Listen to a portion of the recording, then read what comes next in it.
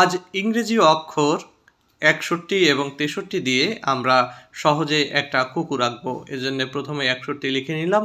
এর উপরে আবার আমরা লিখে নেব ৬৩ অক্ষরটি। তো এই ৬৩ এভাবে একটু কায়দা করে লিখে নিলাম।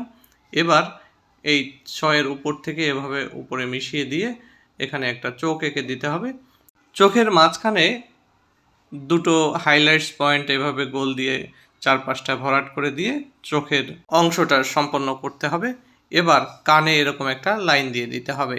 নাকের মাথায় এরকম একটা কালো বল দিয়ে দিতে হবে। এরপরে একটা জিহ্বা এঁকে দিতে হবে কুকুরের, এভাবে বেরিয়ে থাকবে এবং গলায় দিয়ে দিতে হবে একটা সুন্দর বেল্ট।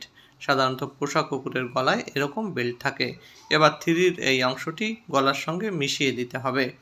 আর নিচের 6-এর নিচে এভাবে একটা পা এঁকে তার নখ দিয়ে দিতে হবে। সামনের যে লাইনটা আছে সেটায় এভাবে পা এঁকে নখ দিয়ে দিতে হবে। দিয়ে দিতে হবে পেটের লাইন এবং পেছনের আরেকটি পা এবং সামনের আরেকটি পা এভাবে এঁকে দিতে হবে এবং পরে এঁকে দিতে হবে ল্যাজ। এবার হয়ে গেল আমার কুকুর আঁকা। তোমাদের কেমন লাগলো সেটি অবশ্যই কমেন্ট করে জানাবে।